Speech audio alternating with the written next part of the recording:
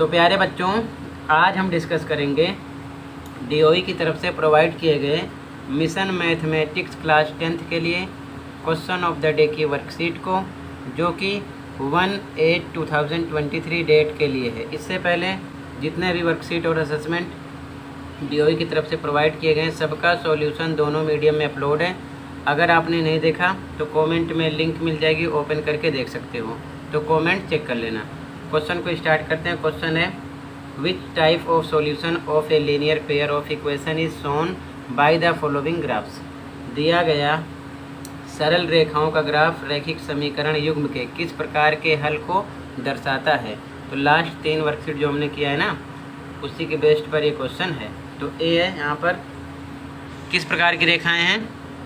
ये 2 रेखाएं एक दूसरे को इंटरसेक्ट कर रही हैं, यानी कि प्रतिच्छेद कर रही हैं, ठीक है ना, काट रही हैं। तो यहाँ पर क्या कंडीशन लिखोगे, ध्यान से देखो। अब देखो कैसे भी काटें, इधर काट सकती हैं, ऊपर काट सकती हैं। कुल मिला के दोनों रेखाएं एक दूसरे को प्रतिच्छेद करें, यानी कि काटें। तो क्या लिखोगे सॉल्यूशन, देखो ध्यान से। फर्स्ट में लिखोगे आंसर ए, हिंदी मीडियम में लिखेंगे दोनों रेखाएं एक दूसरे को प्रतिच्छेद करती हैं, अतः रैखिक समीकरण युग्म के अद्वितीय हल अथवा केवल एक हल है, ठीक है ना। मतलब x और y का मान एक ही निकलेगा, समझ गए। उसी को बोलते हैं अद्वितीय हल या फिर केवल एक हल, ठीक है। इंग्लिश मीडियम में लिखेंगे 2 lines intersect each other so solution of a linear pair of equation is unique और ओनली वन सॉल्यूशन, ठीक है, ध्यान रखना।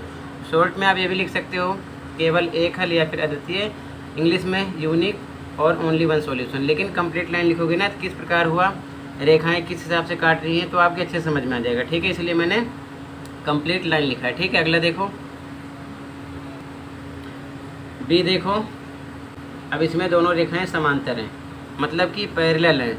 तो ऐसे समांतर हो सकती हैं, ऐसे भी हो सकती हैं, ऐसे भी हो सकती हैं, ऐसे भी हो सकती हैं। कुल मिलाकर समांतर रेखाएं होनी चाहिए दोनों समीकरण के, ठीक है, ध्यान रखना। पैरेलल होंगी तो क्या लिखोगे, देखो आंसर बी, दोनों रेखाएं एक दूसरे के समांतर हैं, अतः रैखिक समीकरण युग्म के कोई हल नहीं है, ठीक है। इंग्लिश मीडियम में लिखोगे 2 lines are parallel to each other so the solution of a linear pair of equation has no solution. Short में आप लिख सकते हो कोई हल नहीं है या फिर नो सॉल्यूशन। लेकिन कंप्लीट लाइन लिखोगे तो समझ में आएगा कि प्रतिच्छेद का मतलब, समांतर का मतलब क्या होता है, संपातिक मतलब क्या होता है, तो अच्छे समझ में आ जाएगा, ठीक है। तो कंप्लीट लिख लो। अगला देखो सी। अब देखो ध्यान से, इसमें एक ही रेखा है, तो ऐसी रेखा कोइंसिडेंट बोलते हैं इसको, संपाती है, ठीक है। तो देखो इसमें क्या लिखोगे, कैसी भी रेखा हो, ऐसे भी हो सकती है सिंगल, ऐसे भी हो सकती है, ऐसे भी हो सकती है, मतलब सिंगल एक ही होगी, ध्यान रखना। दोनों इक्वेशन की जो रेखाएं बनेंगी ना, एक ही बनेंगी, ठीक है। देखो ध्यान से क्या लिखोगे इसमें, तो इसमें लिखोगे हिंदी मीडियम में दोनों रेखाएं संपाती हैं, अतः रैखिक समीकरण युग्म के अपरिमित रूप से अनेक हल होंगे। इंग्लिश मीडियम में लिखोगे 2 lines are coincident so solution of a linear pair of equation has infinitely many solution, ठीक है। तो ये हिंदी में और ये इंग्लिश में ऐसे लिखना है। तो ये सी का आंसर हो जाएगा, ये बी का आंसर है और ये ए का आंसर है, ठीक है। इसी के साथ ये वर्कशीट कंप्लीट है। कहीं पर भी कोई डाउट है तो कमेंट कर सकते हो।